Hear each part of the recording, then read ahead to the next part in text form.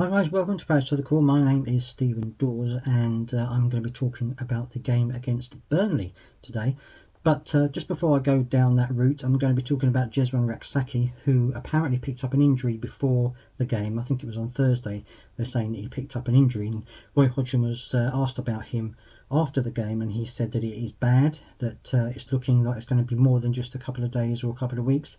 And obviously he's very disappointed, having just got Eze and Elise back, to now lose Jeswan Raksaki.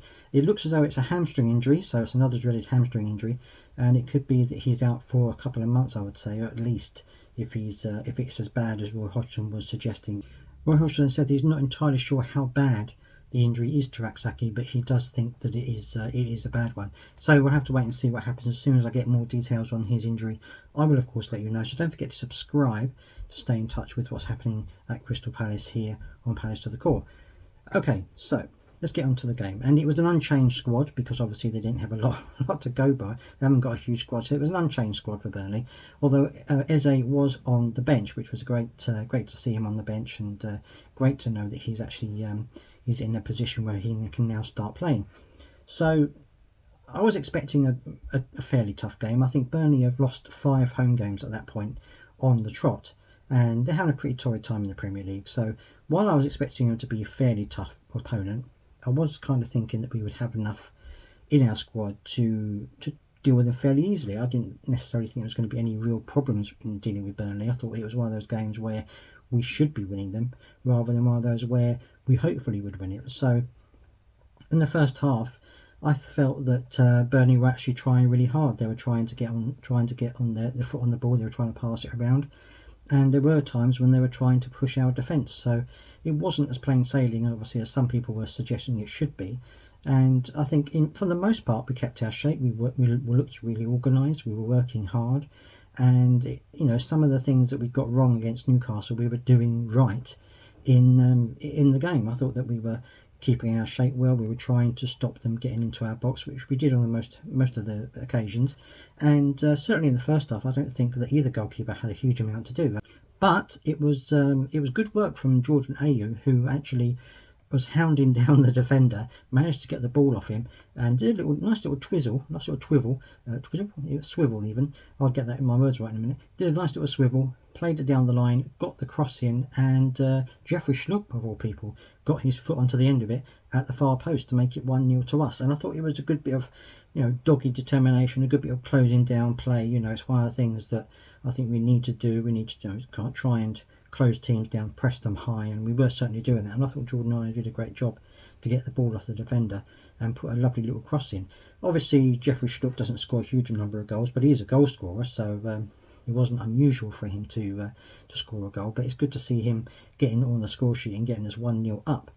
And from that point, for the rest of the first half, it was pretty much the same. They were having spells of good possession, and so were we. I think in general terms, we kind of edged it a little bit, but in general, we were playing quite well in terms of keeping our shape and stopping them from doing anything really major to upset the apple cart, shall we say. So second half, no changes were made by either side, and Burnley came out and actually made a pretty good stint of it. So just like they did in the beginning of the first half, the first 10-15 minutes, they were actually pressing us quite hard and trying to get a break, which was a bit unnerving, I should say. Obviously, when you're playing Burnley, you want to try and get a result from them. So seeing them press us quite hard in the beginning of the first and second half was a little bit worrying. I was thinking that we might be able to concede a goal at this point, but we actually played really well. The back four in particular were very good and managed to repel their advances and stop goals from going in, which was good to see.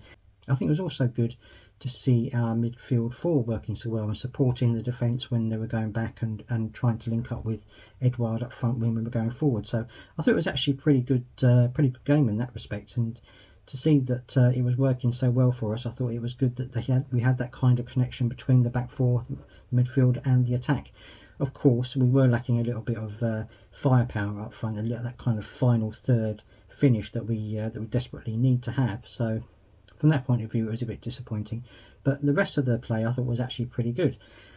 Now, in terms of the second goal, this came quite late on, almost right. Actually, it was in injury time of the second half when the goal went in, and it was It's a bit of an unusual goal in terms of the scorer, because it was Tarek Mitchell that managed to get the ball in the back of the net. Now, by this time, around 60 minutes or so, Erebic Eze came on, and I think we certainly looked a lot more of a threat when he came on. He was passing the ball well, he was getting involved, and he was linking up really well and things like this. And he was the one who put in this lovely little ball into the path of, it was into the path of Ahamada, who had come on by that point as well. But actually Ahamada left it from Mitchell, and he hit it, and it went in the back of the net. So it's a great goal for Mitchell to have. He doesn't score very many at all. I think Ahamada, when he came on, actually played really quite well. So I think it was great that he was in a position to score as well. I think either one of them could have got the ball in the back of the net, which is good to see. And so that's how it ended up as 2-0. Now, in terms of individual performances, I thought they all played fairly well. I think Anderson was a tower of strength at the back. I mean, everything that they threw at him, he was able to repel, which was absolutely amazing. There was, I think Ahamadi, when he came on, played okay. I thought he played well. It was good that Roy Hodgson played him. It was great to see him get on the pitch. It was fantastic to see that. And also it was good to see Eze back on the pitch. And I think that the more games he plays, the better he's going to get. But his touch was still fantastic. So it was good to see that happen.